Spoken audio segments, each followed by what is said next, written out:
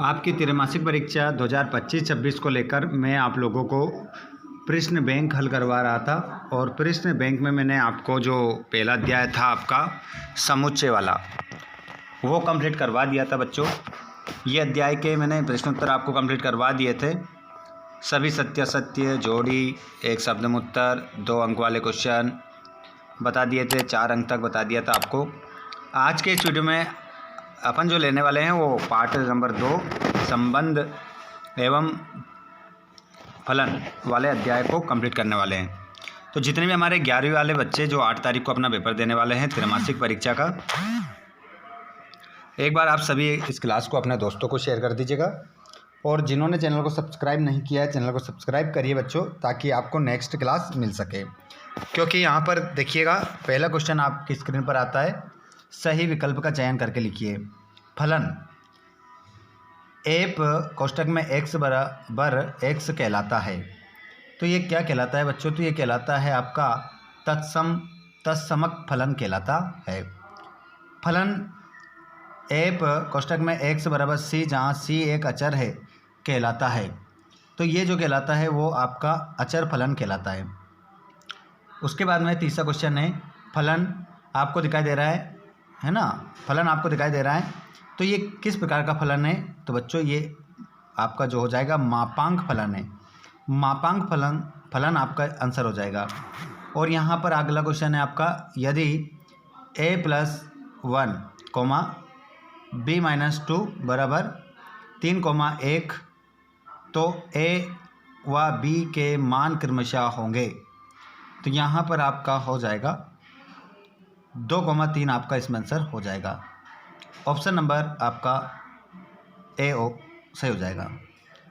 Question number 5 है, यदि a बराबर कोष्टक में आपका 1,2 और b बराबर कोष्टक में 3,4, तब a से b पर संबंधों की संख्या होगी।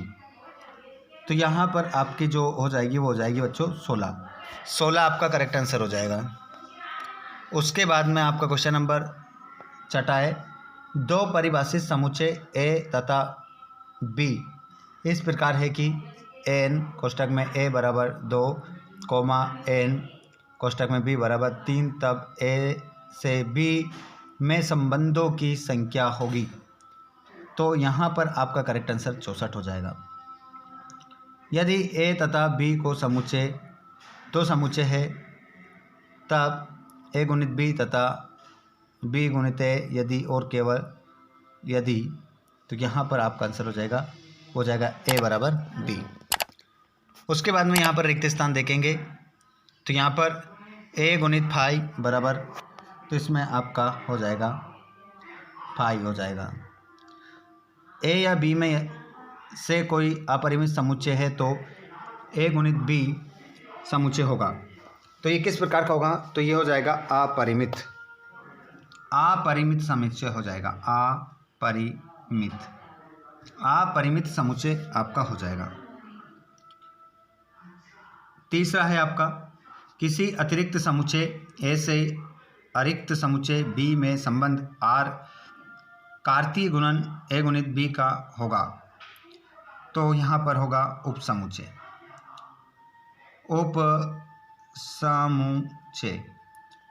इसमें आपका आंसर हो जाएगा। और यहाँ पर आपका लास्ट वाला है, किसी अरिक्त समुच्चय a से अरिक्त समुच्चय b में संबंध r के सभी क्रमित युग्मों के प्रथम घटकों को समुच्चयों को संबंध r का कहते हैं। तो इसे प्रांत कहते हैं बच्चों, प्रांत इसमें आपका आंसर हो जाएगा। उसके बाद में यहाँ पर आप जोड़ी देख लेंगे।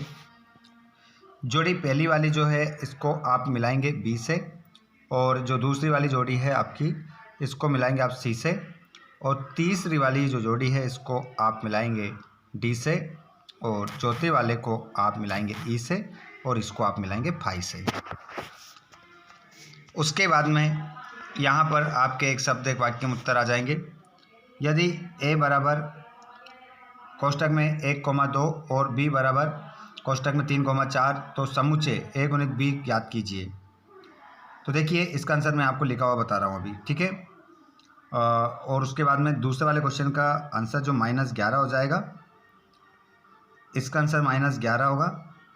और तीसरे वाले में आपका जो आंसर हो जाएगा वो 16 हो जाएगा, और इसका जो आंसर हो जाएगा वो आपका हो जाएगा लिखा हुआ बताता हूँ, क्योंकि इसका आंसर थोड़ा बड़ा देना पड़ेगा ना। उसके पहले हम सत्यासत्य देख लेते हैं, फिर आंसर भी देख लेंगे हम। जैसे कि पहला क्वेश्चन जो है a × फाई बराबर a, तो इसमें क्या होगा, तो ये आपका असत्य हो जाएगा।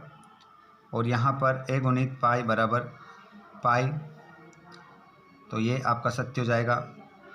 और दो क्रमित युग्म समान होते हैं यदि और केवल यदि उनके संगत प्रथम घटक समान हो और संगत द्वितीय घटक भी समान हो, तो तीसरे में आपका जो आंसर हो जाएगा सत्य हो जाएगा। चौथा देखेंगे a × बराबर, आप देख रहे हैं पूरा क्रमित त्रिक कहलाता है। तो ये जो आपका पूरा लिखा है, क्या ये सही है? तो ये चौथा वाला जो आपका आंसर हो जाएगा, इसमें सत्य लगाएंगे। किसी संबंध R का परिचय रेंज उस संबंध के से प्रांत का उपसमुच्चय होता है, अर्थात परिसर, आप देख सकते हैं। तो इसमें भी आपका आंसर सत्य हो जाएगा। और लास्ट वाला जो क्वेश्चन छठा, ये भी आपका सत्य रहेगा। अब आपके आंसर देख लीजिए जो अभी हमने देखे। 4 क्वेश्चन थे आपके, एक शब्द में उत्तर देना था जिनका। पहले का आंसर ये तो बता दिया था मैंने आपको, दोनों, पहला ये रहा और चौथा ये रहा, ठीक है, अच्छे से लिख लीजिएगा। उसके बाद हम देखते हैं आगे। ये रहे आपके 2 नंबर वाले क्वेश्चन जो आपके 2 नंबर में आएंगे, इनको लगा लीजिए। 2 नंबर में यहाँ से आना 100%। ये 3 नंबर में आएंगे, और ये जो क्वेश्चन स्क्रीन पर देख रहे हैं 4 नंबर में आएंगे, ठीक है। उसके बाद में आपकी यूनिट आती है तीसरी वाली। इस यूनिट को मैं आपको नेक्स्ट वीडियो में हल करवाऊँगा। तो जिन विद्यार्थियों ने अभी तक चैनल को सब्सक्राइब नहीं किया, चैनल को सब्सक्राइब कीजिएगा ताकि नेक्स्ट क्लास आपको मिल सके। साथ में अपने सभी दोस्तों को भी शेयर ज़रूर कर दीजिएगा। धन्यवाद, थैंक्स फॉर वॉचिंग।